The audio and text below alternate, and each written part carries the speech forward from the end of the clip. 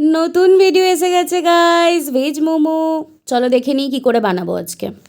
আচ্ছা, চপড করা এখানে সয়াবিন, যেটা আমি সেদ্ধ করে কেটে নিয়েছি, কুচি নিয়েছি, বাঁধাকপি, তার সাথে গাজর, তার সাথে পেঁয়াজ, সবগুলো আমি চপড করে নিয়েছি। ওকে, এরপর আমি কড়াইতে সাদা তেল গরম করে আমি জাস্ট চেক করে নেব তেলটা গরম হয়েছে কিনা। এই যে আমার প্রসেস, এভাবে চেক করা। ওকে, তেল গরম, এবারে সমস্ত ইনগ্রিডিয়েন্টসগুলো দিয়ে দেবো। শুরুতে কেউ নুন অ্যাড করবে না, যদি নুন অ্যাড করো সবজিগুলো থেকে জল ছাড়বে, সেটা করলে ভালো লাগবে না। এর সাথে সব কিছু পরিমাণ বুঝে তোমরা দেবে, যেমন পরিমাণ মতো নুন দেবে একটু পরে, এখন নয়। এই দেখো, এই পরিমাণ মতো নুন দেবে, এর সাথে হচ্ছে ভিনিগার দেবে, বাট আমি যেভাবে দিয়েছি ওভাবে দিতে যেও না। তার সাথে অ্যাড করবে হচ্ছে গোলমরিচ গুঁড়ো, তোমরা গোটা গোলমরিচকে ক্রাশ করে দিতে পারো, ওটাতে বেটার টেস্ট হয়।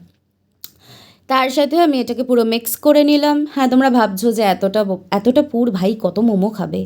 বিশেষ করে আমাদের এটা ডিনার ছিল 3 জনের, তাই আমরা এতটা কোয়ান্টিটি বানিয়েছিলাম।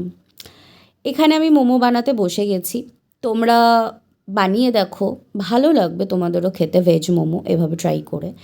তার সাথে হচ্ছে তোমাদের যদি এই মোমো বানানোর এই শেপটা যদি তোমাদের চাই, তাহলে তোমরা বলতে পারো, আমি তোমাদেরকে আলাদা করে একটা ভিডিও দিতে পারি, ইফ ইউ ওয়ান্ট।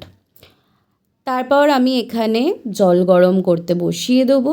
জলটা ফার্স্টে তুমি একটু হাই ফ্লেমে ফুটিয়ে নেবে, তারপরেতে তুমি লো ফ্লেমে করে মোমোটাকে স্টিম করবে। এই দেখো, ফার্স্টে আমি জলটা বসিয়ে এখানে ফুটিয়ে নিলাম। তারপর আমি স্টিমারের মধ্যেতে জাস্ট আমি একটু অয়েল ব্রাশ করে নিচ্ছি, ব্রাশ নিই, চামচ দিয়ে করছি, বাহ। যাই হোক, মোমোগুলো এখানে দিয়ে এরপর আমি এটা স্টিমে বসাবো। 10 থেকে 15 মিনিট স্টিম করলে হবে লো ফ্লেমেতে, তাহলেই তোমাদের হয়ে যাবে মোমো রেডি। ঠিক আছে, আমি 10 থেকে 15 মিনিট করার পরে দেখো কি সুন্দর দেখতে লাগছে মোমোগুলো, কি সুন্দর ফুলে ফুলে গেছে, বাহ।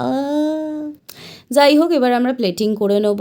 বিশ্বাস করো, তোমরাও বানিয়ে দেখো, তোমাদেরও ভালো লাগবে। আমাকে জানিও কেমন লাগলো, আর ভালো লাগলে লাইক করো, শেয়ার করো। বাই।